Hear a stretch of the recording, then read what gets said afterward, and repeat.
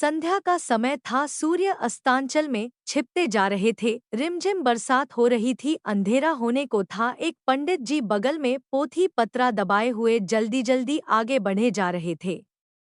उन्हें पास के एक गांव में कथा करनी थी। बादलों की गड़गड़ाहट और जोरदार बिजली चमक रही थी। पास के गांव जाने के लिए एक नदी को पार करना पड़ता था। पंडित जी नदी किनारे पहुंचकर मल्लाह को आवाज देने लगे। मल्लाह नौका लेकर आ गया। पंडित जी ने कहा, हमें जल्दी उस पार जाना है। बरसात भी तेज होती जा रही है और अंधेरा भी घना छाता जा रहा है, इसलिए देर मत करो। मल्लाह ने तुरंत पंडित जी को नौका में बैठाया। नौका धीरे धीरे नदी के प्रवाह को काटती हुई आगे बढ़ती जा रही थी। बरसात होने से नदी की धारा का वेग तेजी से बढ़ रहा था। ठंडी हवाएं बहुत तेज चल रही थी। केवल जल ही जल दिखाई दे रहा था। मल्लाह बड़ी मुश्किल से नौका को संभाल कर चला रहा था। तभी पंडित जी से चुपचाप नहीं रहा गया।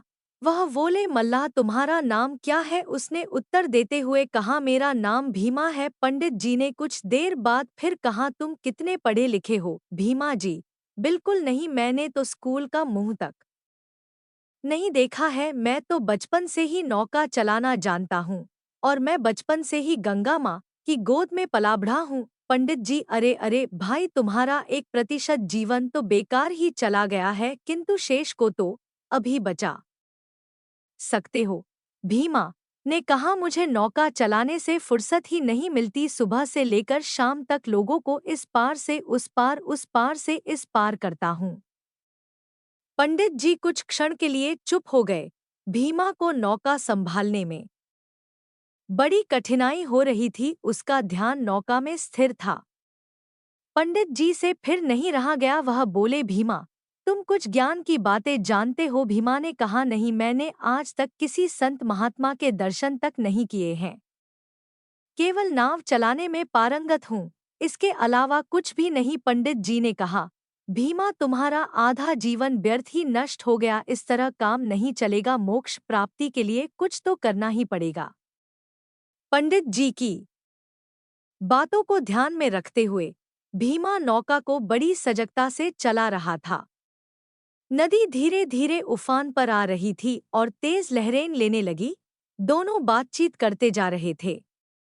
पंडित जी ने फिर से कहा, भीमा, तुमने कोई तीर्थ किए हैं? भीमा, मैंने तो कभी कोई मंदिर भी नहीं देखा है।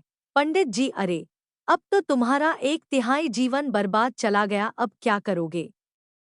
चौथाई हिस्से में से केवल मात्र 1% ही बाकी बचा है। तब तक नौका बीच धार में पहुंच गई। हवा तेज चलने लगी और जल की तेज लहरें उठने के साथ साथ नौका भी डगमगाने लगी। भीमा ने नाव को बहुत संभाला, किंतु नौका पलट गई। भीमा ने कहा, पंडित जी, तैरना जानते हो? पंडित जी गोता लगाते हुए, नहीं नहीं, मैं नहीं जानता हूँ। भीमा ने कहा, अरे पंडित जी, मेरा तो 1% जीवन बचा हुआ है। अगर आप तैरना नहीं जानते तो आपका पूरा जीवन ही नष्ट होने वाला है।